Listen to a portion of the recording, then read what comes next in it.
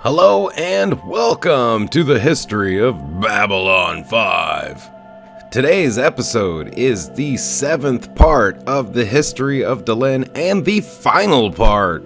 This history of Delenn took a couple of months, and anyone who's been along for all 7 parts, drop in a comment. I appreciate it. And here we go. Returning to Earth, Delenn spent the next few weeks helping to rebuild Minbar. In the meantime, Sheridan and his allies began to strike back offensively against President Clark's forces. They convinced all other races to suspend their treaties of mutual aid and defense with the Earth Alliance and began the long march towards Earth, rallying more defecting ships and allies with each step. Unfortunately, Clark's forces capture John's father. Garibaldi contacts John with a promise of helping him rescue his father, and John decides to take the chance. He orders Ivanova, who had been left in charge of Babylon 5, to replace him at the head of the fleet. Delenn arrives back on the station just before Ivanova leaves and agrees to assume de facto control of the station during the interim. Garibaldi's appeal, however, turned out to be a trap, as he was being controlled by Bester at the time. John was captured and held in a secure facility, though Garibaldi himself, along with Dr. Franklin and Lita Alexander, were able to rescue him after a few days. Back on the station, Lanier alerts Delenn to a council meeting convened by Ambassador Malari, without having invited Delenn or the Minbari representative. Frustrated and anxious about what Malari may be up to, Delenn marches into the council chamber. She is shocked to discover that Lando called the meeting to summon all the other worlds to an active role in supporting Sheridan, rather than simply sitting out the conflict. Lando apologizes for keeping Delenn out of the loop. He explains that he did so because he feared Clark's people or political enemies might have justified the action as being driven by Delenn solely because of her relationship with Sheridan. Delenn is delighted by the showing of support. Afterwards, she leaves as head of the Joint Task Force. However, before her forces can join with the rebelling ships, a shuttle is picked up by Marcus Cole, forced to abandon ship with the badly injured Ivanova following the Battle of Sector 300. They are brought aboard the Minbari vessel so Ivanova can be treated, but her diagnosis is grim. A few hours later, the freed Sheridan comes aboard, rushing into the arms of a joyful Delenn. The two then go to Susan's bedside. She accepts her impending death stoically, asking that Sheridan win the Civil War from the bridge of the EAS Agamemnon rather than a White Star.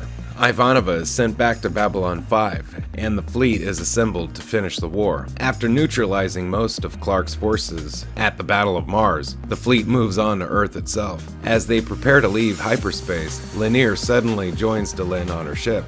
Surprised when she has no knowledge of an alleged request she made summoning him, Lanier realizes that Marcus tricked him into leaving the White Star that they were both stationed on. Even as he realizes this, their monitors confirm Marcus has taken the ship back towards Babylon 5, disabling his communications. Lanier explains that Marcus has learned about the alien healing machine and is pretty sure he intends to use it on Ivanova. Delenn contacts Sheridan and lets him know of this development. Unable to break communication silence, Sheridan decides there's nothing that can be done. They press forward with the liberation of Earth. Deranged and embittered, President Clark commits suicide before he can be arrested. Just beforehand, however, he commands the orbiting defense platform surrounding Earth to fire on the planet itself. Sheridan and his allies desperately engage the platform before they can fire. The Agamemnon is badly damaged and prepares to ram the final platform. For a moment, Delenn fears that she has witnessed its destruction, but luckily the EAS Apollo joined the fight in time to save the Agamemnon and take out the remaining satellite. The Earth Alliance Civil War finally comes to an end, and we'll be right back after this. A new alliance for the Third Age. Delenn decides to head back to Babylon 5, allowing Sheridan to face the inevitable situation he now faces as having head the insurrection. Though he is forced to resign from Earth Force, he and everyone who served under him is granted amnesty. No sooner does Delenn arrive back on the station than she heads back for Earth, taking Lando, Jakar, and representatives of the League with her. Along the way, she reveals the plans that she and Sheridan have been forming all year. the framework for a new alliance of worlds. On Earth, after Sheridan's press conference, Delenn announces over ISN the formation of a new interstellar alliance with the Rangers serving as its peacekeeping force. The League of Non-Aligned Worlds will be dissolved in favor of this new alliance, which the Centauri and Narn have already agreed to join. Delenn, Londo, and Jakar meet with the acting EA president to explain more details. Delenn offers artificial gravity to Earth as an incentive to join. She also explains that the three of them will act as the advisory board, but the alliance will be led by a president, none other than John Sheridan. Afterwards, Delenn agrees for John's father, David Sheridan, to meet them in Geneva. Father and son joyfully reunite. David is thrilled to learn that Delenn will be his new daughter-in-law. After some more formalities to attend to, John and Delenn head back with most of the others aboard a White Star. En route, they are married in a small private ceremony. When they arrive back on Babylon 5, they find that Stephen Franklin and Michael Garibaldi have prepared a large reception for them, celebrating their marriage and the birth of the Interstellar Alliance. Delenn is a little embarrassed by the gesture, worried that it will come off as grandstanding. John points out that what they have achieved is worth celebrating, even if 100 years from now, no one remembers them. Prior to Sheridan's inauguration ceremony, Captain Elizabeth Lockley arrives to take command of Babylon 5. Susan Ivanova has accepted a promotion and moved on, partly out of her grief over Marcus, who gave his life to save hers. A few days after the inauguration, Delenn is contacted by Ruel to discuss the replacement of her aide. Delenn is shocked to learn that Lanier has asked to be replaced. She immediately confronts him over the issue. Lanier explains that he feels he can no longer serve effectively in his current role. He explains that he has decided to join the Rangers, filling the void left by the death of Marcus. Delenn suspects the truth. Lanier wishes to leave because he loves her and cannot be around her now that she is married to Sheridan. He tells her he wishes to earn her fuller respect, to which she tells him that he has it completely. Nevertheless, Lanier remains adamant and departs the station soon thereafter. Later that year, she is delighted to find out she is pregnant. At the end of the year, she and Sheridan leave for Minbar to take up residence at the Alliance headquarters.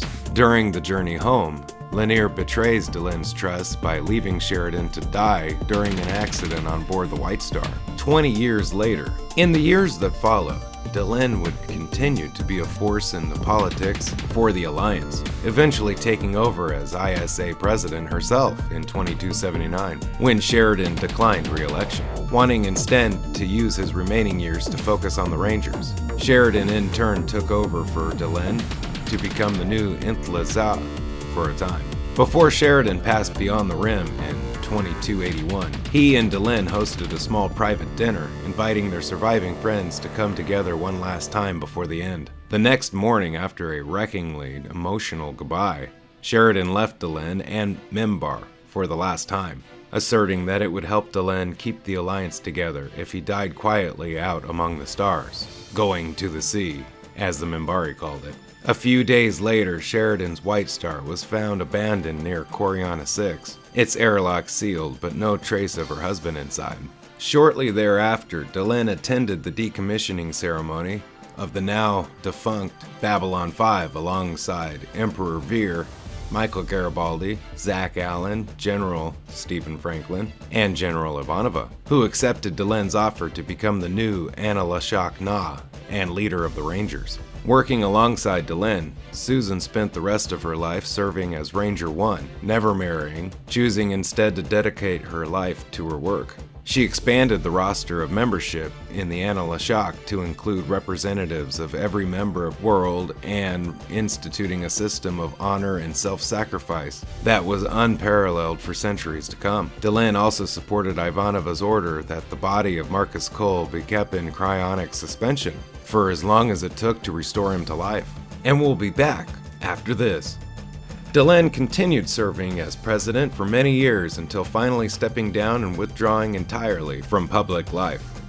By 2362, Some question that Delenn was even still alive, claiming that at 140, she'd be 20 years older than the oldest Minbari on record. The leading theory was that the Alliance and the Rangers were intentionally perpetuating the myth of Delenn as a way of holding the Alliance together. Such theories were shattered on the 100th anniversary of the ISA, when she suddenly and unexpectedly emerged from seclusion to correct the increasingly cynical perception of John Sheridan by historians and academics, leaving as suddenly and quietly as she arrived. As with her husband, Delenn's ultimate fate and her journey remained shrouded in mystery. The last time she was seen or heard from, she had embarked on a quest involving Delenn. In the years and centuries after Delenn traveled beyond, her name and exploits of her and her contemporaries became legendary.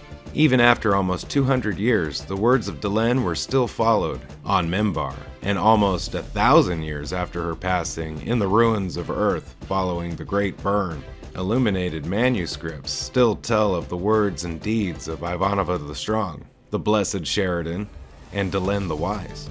Thank you for watching the history of Babylon 5. Special thanks to the Babylon Project and all contributors for all information you heard today. Also, special thanks to my Patreons. Don't forget to like, share, and subscribe if you can. If you have, thank you. And if you watched all 7 parts of the history of Delenn, please leave a comment. Have a great day. Bye-bye.